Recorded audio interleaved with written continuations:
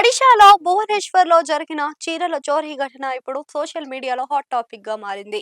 తెలంగాణకు చెందిన ముగ్గురు మహిళలు ఒక ప్రముఖ హ్యాండ్లూమ్ షాప్‌లోకి వెళ్లి ఖరీదైన చీరలను దొంగిలించిన ఘటన స్థానికంగా సంచలనాన్ని సృష్టించింది.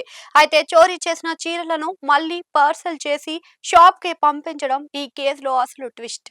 గత వారం భువనేశ్వర్‌లోని ఓ హ్యాండ్లూమ్ స్టోర్‌కు వచ్చిన ముగ్గురు మహిళలు కస్టమర్‌లా నటిస్తూ గంటల పాటు షాప్‌లో తిరిగారు. ఈ సమయంలో సుమారు 7,00,000 రూపాయల విలువ చేసే 25 ఖరీదైన చీరలను చాకచక్యంగా మాయం చేసినట్లుగా సమాచారం.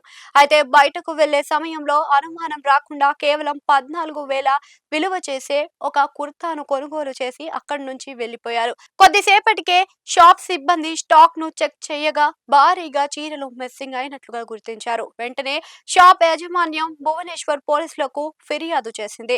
స్టోర్‌లో ఉన్న సీసీటీవీ ఫుటేజ్‌ను పోలీసులు స్వాధీనం చేసుకుని విచారణ ప్రారంభించారు. వీడియోలో మహిళలు కదలికలను స్పష్టంగా కనిపించడంతో కేసు మరింత చర్చనీయాంశంగా మారింది.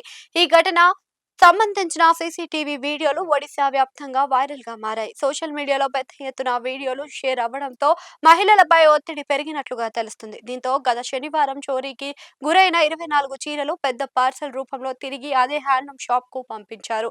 అనూహ్యంగా భారీ పార్సెల్ రావడంతో మొదట షాప్ నిర్వాహకులు ఆశ్చర్యానికి గురయ్యారు. పార్సెల్ తెరిచి చూడగా అందులో చోరీకి గురైన చీరలే ఉండడంతో అవాక్కయ్యారు. అనంతరం మహిళలు కొనుగోలు చేసిన కుర్తా బెల్ట్పై ఉన్న ఫోన్ నెంబర్కు షాప్ యజమాని కాల్ చేయగా తెలంగాణకు చెందిన మహిళలు తమ తప్పును ఒప్పుకున్నామని క్షమాపణలు చెప్పినట్లుగా సమాచారం.